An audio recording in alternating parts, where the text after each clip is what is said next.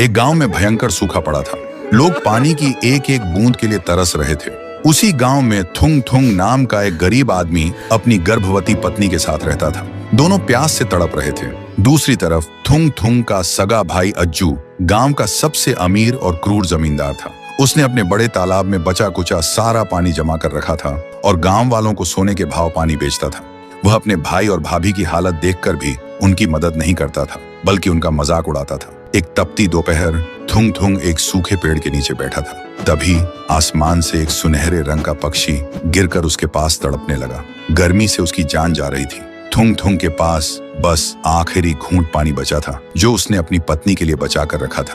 लेकिन जब उसने तड़पते पक्षी को देखा तो बिना सोचे उसने वह आखिरी पानी उस पक्षी की चोंच में डाल दिया। पानी पीते ही वह पक्षी एक बेहद खूबसूरत परी में बदल गया और कहा, तुम्हारा शुक्रिया भले इंसान। मैं परीलोक की परी हूँ। मैं यहाँ घूमने आई थी, लेकिन तेज गर्मी की वजह से मेरी सारी शक्ति खत्म हो गई थी। तभी परी ने अपनी जादू से एक सफेद रंग का शंख प्रकट किया और कहा, तुमने अपनी प्यास मारकर मेरी जान बचाई है। ये लो मेरा खास जादुई शंख। इसे धीरे से पानी मांगना, ये तुम्हारी प्यास बुझा देगा। लेकिन याद रखना, इसका इस्तेमाल सिर्फ जरूरत के लिए करना, लालच कभी मत करना। और इसे रोकने के लिए कहना, शंख बस करो, थम जाओ। इतना कहकर परी वहाँ से गायब हो गई। फिर थुंग थुंग ने उस शंख से डरते डरते कहा, शंख थोड़ा पानी दो। तुरंत शंख के मुंह से पानी की धार बहने लगी।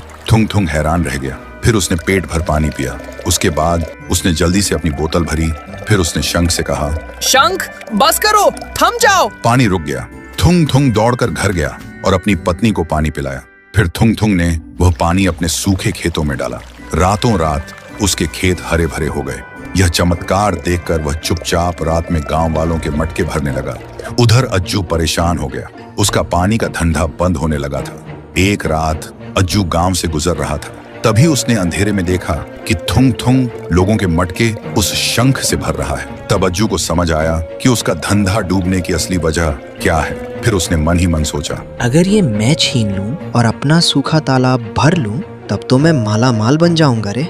लालच में आकर अज्जू ने अपने गरीब भाई को मारा पीटा और वह जादुई शंख छीन लिया और शंख लेकर सूखे तालाब के बीच पहुंचा और जोर से चिल्लाया, अरे शंख, इतना पानी बरसा कि सब कुछ भर जाए। अज्जू के चिल्लाते ही शंख से समुंदर जैसी लहरें फूट पड़ी। तालाब मिनटों में भर गया।